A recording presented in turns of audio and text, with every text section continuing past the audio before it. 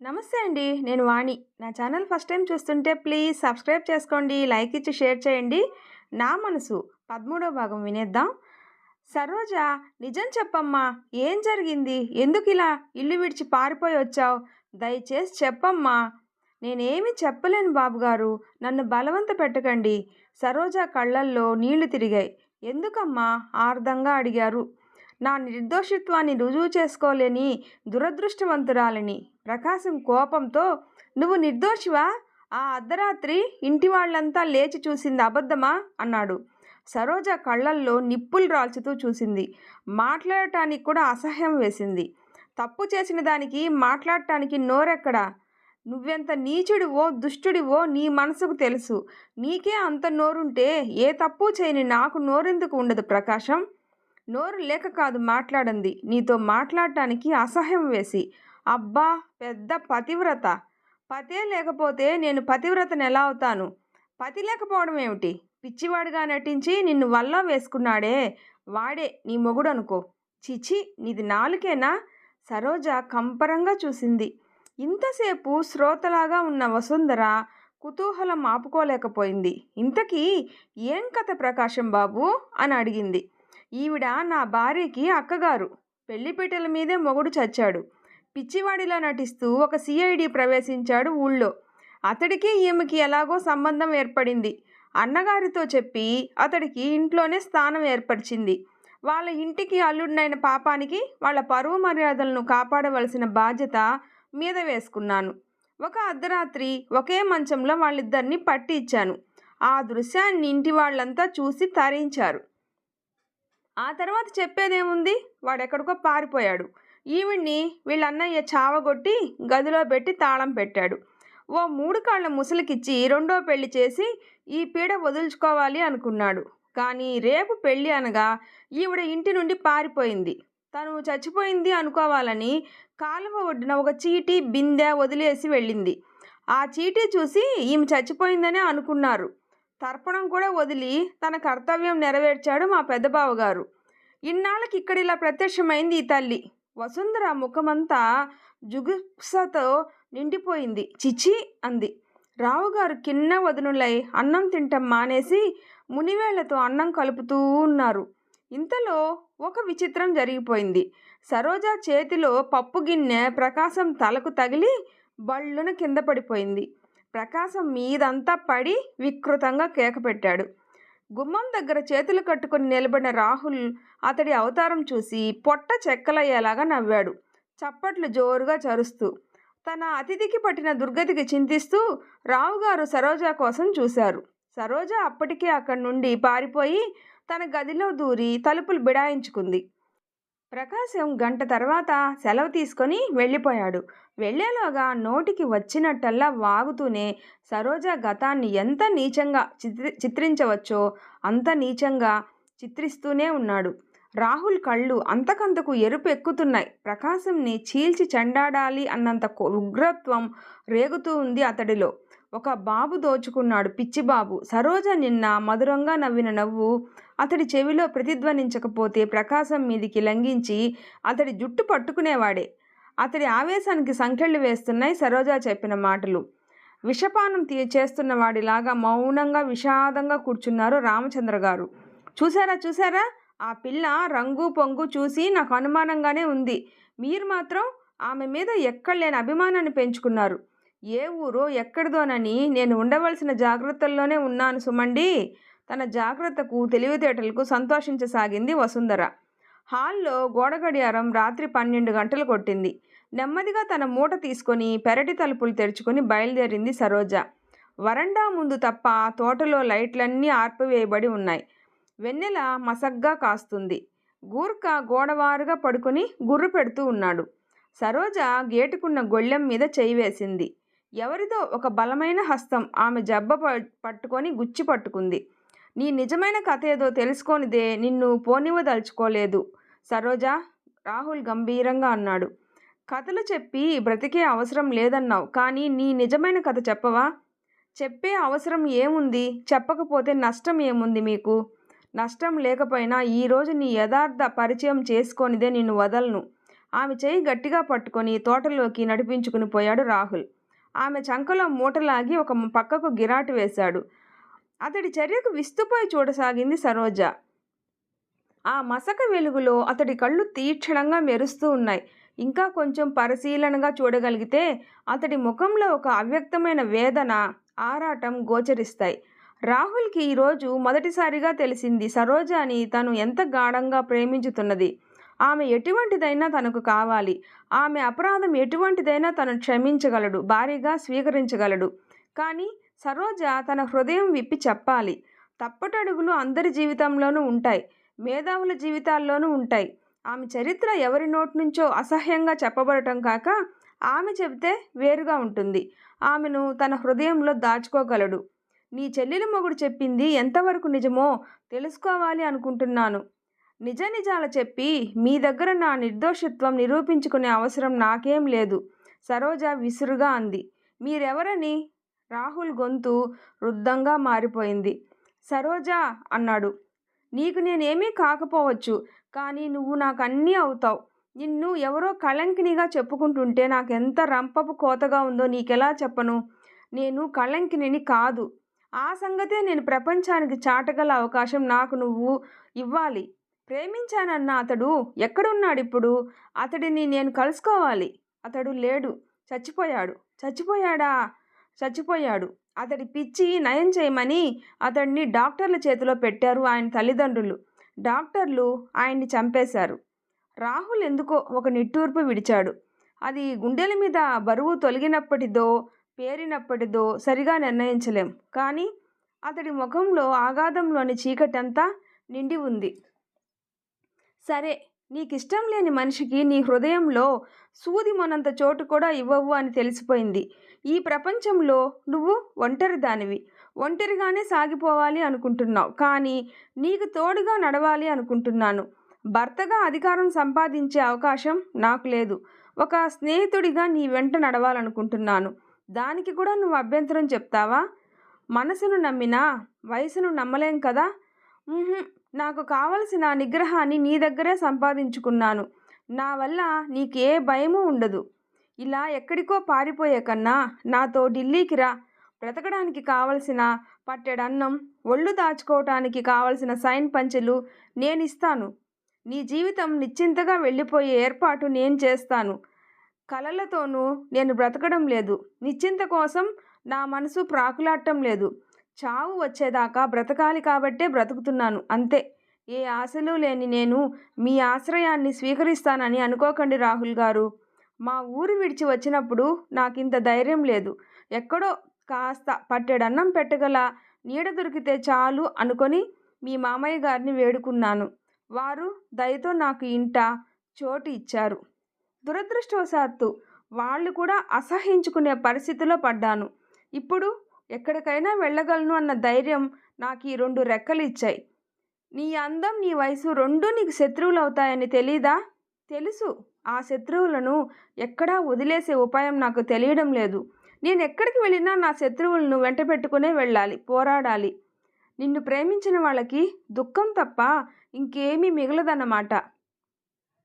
కోరదగని వస్తువులను కోరితే దుఃఖం కాక మరేమిటి? రాహుల్ కొద్దిసేపు మాట్లాడలేకపోయాడు. చివరికి అన్నాడు, ఇంట్లోకి పద. ఇలా అర్ధరాత్రి వేళ పారిపోయే అవసరం ఏమిటి నీకు? పొద్దున్నే అందరికీ చెప్పి సెలవు తీసుకునే వెళ్ళవచ్చు. నిన్ను ఆపడానికి ఎవరున్నారు? సరోజ తర్కించకుండా ఇంట్లోకి వచ్చి పడుకుంది. తెల్లవారుతూనే రాహుల్ కోరిన విధంగా అందరి దగ్గర సెలవు తీసుకొని ఆ ఇల్లు విడిచిపెట్టింది సరోజ. రావుగారు ఆమెను ఆపాలి అనుకున్నారు, కానీ ఏ కారణం చెప్పి ఆమెను ఆగమంటారు? సాయంత్రానికల్లా కొత్త వంట మనిషి కుదిరింది రావుగారింట్లో. మరునాడు మేనమామ ఇంటి నుండి వచ్చాడు ఆకాష్. ఇన్ని రోజులు ఉండిపోయావే, సంగీత ఉంచేసిందా? చిరునవ్వుతో ప్రశ్నించింది వసుంధర. మామయ్య పర్యటన ముగించుకొని నిన్న వచ్చాడు. అలాగా, లగ్నపత్రిక పెట్టుకుని వచ్చావా? సంబరంగా అడిగిన వసుంధరకి ఆకాష్ సమాధానం పిడుగుపడ్డట్టుగా అయింది. సంగీతకి మరో సంబంధం చూడమని చెప్పాను మామయ్యకు. ఎందుకురా? సంగీత ఎటువంటిదో నాకు బాగా తెలుసునమ్మా. మామయ్య చేతుల్లో ఆమె పువ్వులా పెరిగింది. కష్టాల్ని సహించలేదు. పరిస్థితులు ఒకేలా ఉండవు. ఏదైనా జరిగితే సంగీత రాజీ పడి బ్రతకలేదు. ఏదో జరుగుతుందని సంగీతాన్ని భయపెట్టావా? వసుంధర నెత్తి పట్టుకుంది. తనకి నేను తగినవాడిని కానమ్మా. నా విలువేమిటో నాకు తెలుసు. సంగీతకి నువ్వు తగినవాడివి కావా? కొడుక్కి మళ్ళీ పిచ్చి తిరగబట్టలేదు కదా అన్నట్టు భయంగా చూసింది ఆమె. అదే మాట మామయ్యకి చెప్పాను. సంగీతకి నువ్వు రూపంలోనా, సంపదలోనా, గుణంలోనా దేనిలో తగినవాడివి కాదు? దుఃఖస్వరంతో ఆవేశంగా అడిగింది. కారణాలు వివరించమంటే నా వల్ల కాదమ్మా. జరిగేదేమిటో తెలిసాక కూడా సంగీతాన్ని మోసగించలేను. ఏమిటి బాబు ఆ జరిగేది? ఏమిట్రా అది? నాకు కూడా కొంచెం చెప్పరా? గుట్టు నేర్చావు. ఏది మనసు విప్పి ఈ అమ్మతో చెప్పవు. అంతా నీ మనసులో పెట్టుకుని రగిలిపోతూ ఉన్నావు. నాకు తెలియని కష్టాలు నీకేమొస్తాయి బాబు? ఆకాష్ బాధగా కణతలు రుద్దుకోసాగాడు. ఓ ఆకాష్, ఎప్పుడొచ్చావు? ఇప్పుడేనా? ఏమిటి అత్తయ్య ఏడుస్తుంది? ఆశ్చర్యంగా అడిగాడు రాహుల్. వసుంధర పమిట చెరుగుతో కళ్ళు తుడుచుకుంటూ అవతలికి వెళ్ళిపోయింది. అభిమానంతో, దుఃఖంతో ఆమె ముఖం కందిపోయింది. నువ్విక్కడే ఉన్నావా? అక్కడ మామయ్య కంగారు పడుతున్నాడు. నువ్వు లీవు పొడిగించి ఎక్కడెక్కడ తిరుగుతున్నావో అని. బంగారం లాంటి ఉద్యోగం కాస్త వదులుకొని కూర్చుంటావేమోనని మామయ్య ఒక్కటే ఇదైపోతున్నాడు. ఇంతకీ లీవ్ ఎందుకు పొడిగించినట్టు? ఇక్కడ తమరు చేస్తున్న రాజకార్యం ఏమిటి మహానుభావా? రాహుల్ కర్చీఫ్ తీసి ముఖం మీద రుద్దుకుంటూ, మన సరోజ వెళ్ళిపోయింది తెలుసా అన్నాడు.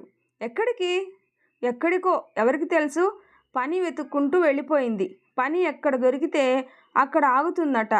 ఓహ్, ఎంత ఆశ్చర్యకరమైన మనిషి ఆకాష్. అసలు ఏం జరిగింది రాహుల్? సస్పెన్స్ భరించలేకపోతున్నట్టుగా అడిగాడు ఆకాష్. ఆమె చెల్లెలి మొగుడట, ప్రకాశం అంట అతడి పేరు. మామయ్య దగ్గరికి ఏదో భూమి పట్టా కోసం వచ్చాడు నిన్న. జరిగిన సంఘటన పూసగుచ్చినట్టుగా చెప్పాడు.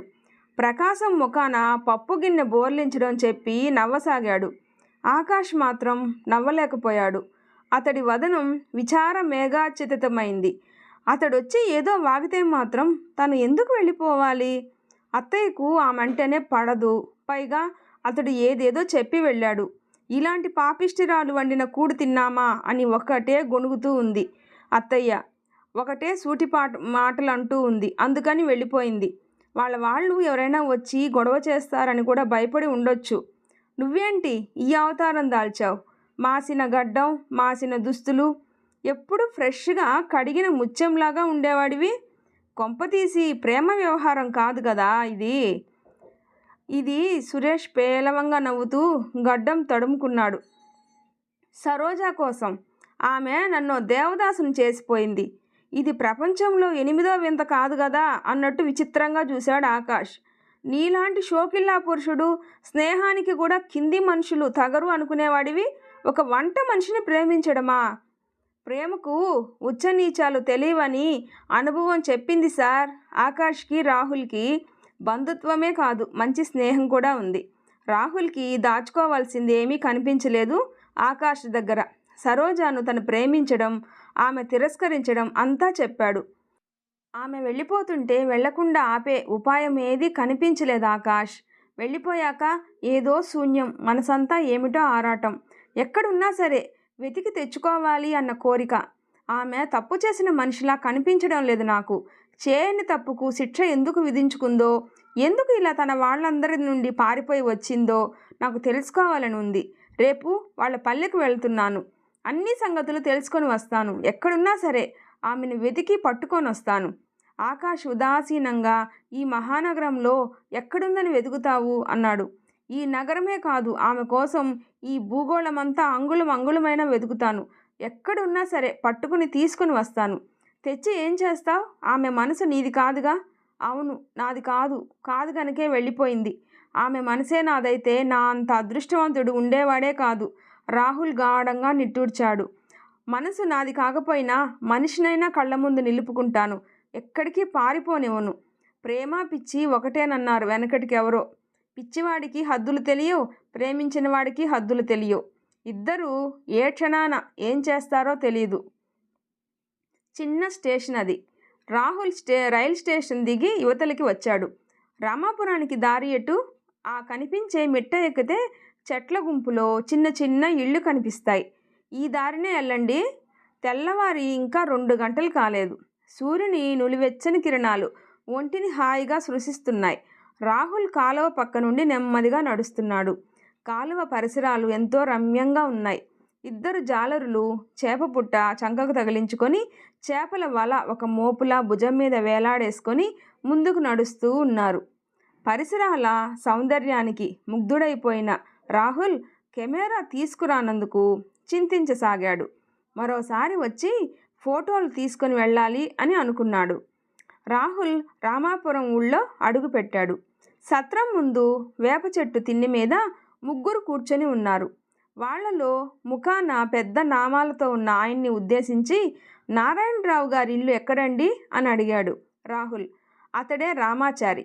రాహుల్ని యగాదిగా చూశాడు. ఖరీదైన దుస్తుల్లో చేతికి దగదగలాడే 2 ఉంగరాలతో రాహుల్ ఖరీదైన మనిషిలాగే కనిపించాడు. తమరిది ఏ ఊరండి? రామాచారి ఎదురు ప్రశ్నించాడు, నింపాదిగా ముక్కుకు నస్యం పట్టిస్తూ. నా ఊరేదో నేనెవరో చెప్పకపోతే నారాయణరావు గారి ఇల్లు ఎక్కడో చెప్పరా? కోపం తెచ్చుకోకు బాబు. ఈ ఊరికి కొత్తగా వచ్చావు. ఈ మధ్య ఈ ఊరికి పోలీస్ మనుషులు రావడం ఎక్కువైంది. ఆ మధ్య ఒకడు వచ్చాడు. పిచ్చివాడిలాగా నటిస్తూ ఊళ్ళో తిరిగేవాడు. పాపం ఎవరో పిచ్చివాడనే అనుకున్నాం. కానీ వాడు వెళ్ళిపోయిన మరురోజే రాజయ్యను, గోవిందుని పోలీసులు పట్టుకెళ్ళిపోయారు. హత్యరి, అప్పుడు కానీ వాడు పోలీసు మనిషి అని తెలుసుకోలేకపోయాం. రాహుల్ గుండె లయ తప్పింది. సరోజా చెప్పే పిచ్చివాడు ఇతడేనా? పక్కనున్న ఆసామి అందుకున్నాడు. వచ్చిన పని చూసుకొని వెళ్ళిపోతే బాధే లేకపోయేది. నారాయణరావు గారింటి పరువు మంట కలిపి మరీ వెళ్ళాడు. ఆయన విధవ చెల్లెల్ని వల్లో వేసుకొని ఆమె చావుకి కారణమయ్యాడు. పాపిష్టురాళ్ళు. చచ్చి భూమికి భారం తగ్గించింది. కానీ చచ్చి ఊళ్ళో వాళ్ళని ఏం వేధిస్తుంది బాబు? నిండు వయసులో ఉన్న విధవ, పైగా కడుపుతో కూడా ఉందేమో. దెయ్యం కాక ఏం చేస్తుంది? వయసు పిల్లలు కాలువకి వెళ్ళేది పాపం, వెంటబడి వచ్చేస్తుంది.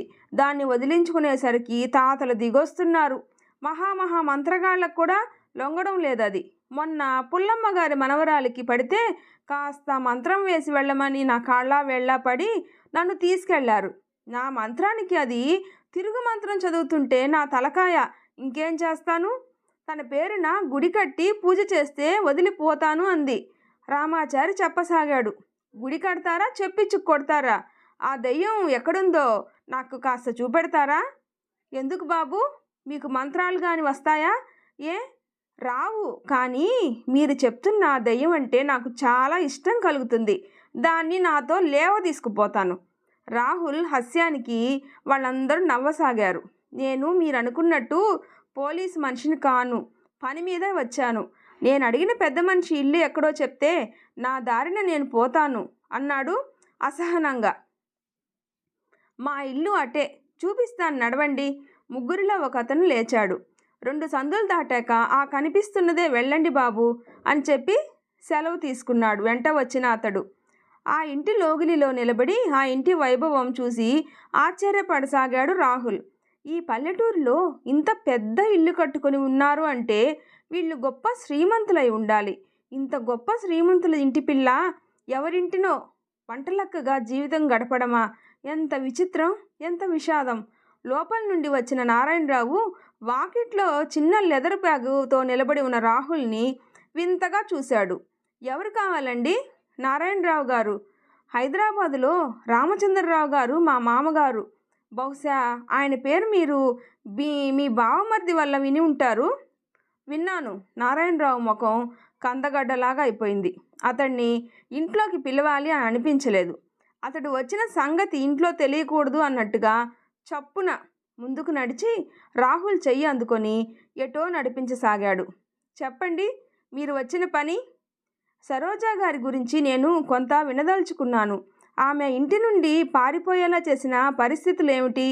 దాని తలరాత. ఆ సంగతి నాకు తెలుసనుకోండి, రాహుల్ చిరునవ్వుతో అన్నాడు. కానీ ఆమె ఎందువల్ల ఇల్లు విడవాల్సి వచ్చింది? మీ బావమర్ది చెప్పినట్టుగా ఆమె తప్పు చేసిన మనిషిలాగా కనిపించడం లేదు. అసలు ఏం జరిగింది? ఆ యథార్థం తెలుసుకోవడానికే నేను వచ్చాను.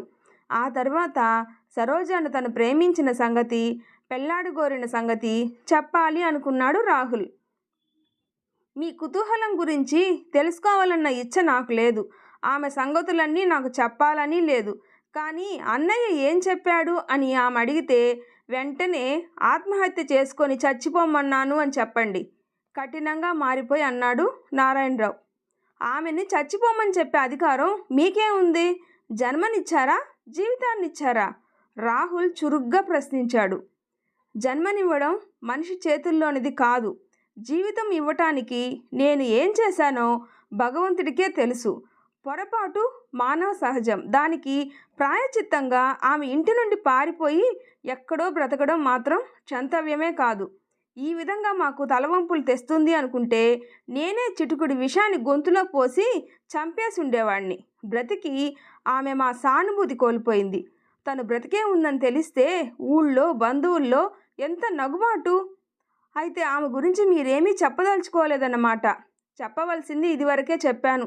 సానుభూతి కోల్పోయిన మనిషి గురించి చెప్పటానికి ఇంకేమీ లేదింకా. మీరింకా వెళ్ళొచ్చు అన్నాడు. తర్వాత ఏం జరుగుతుందో నెక్స్ట్ పార్ట్లో తెలుసుకుందాం. నా వీడియో నచ్చితే ప్లీజ్ లైక్ చేసి షేర్ చేయండి, సబ్స్క్రైబ్ చేసుకోండి. Thanks for watching.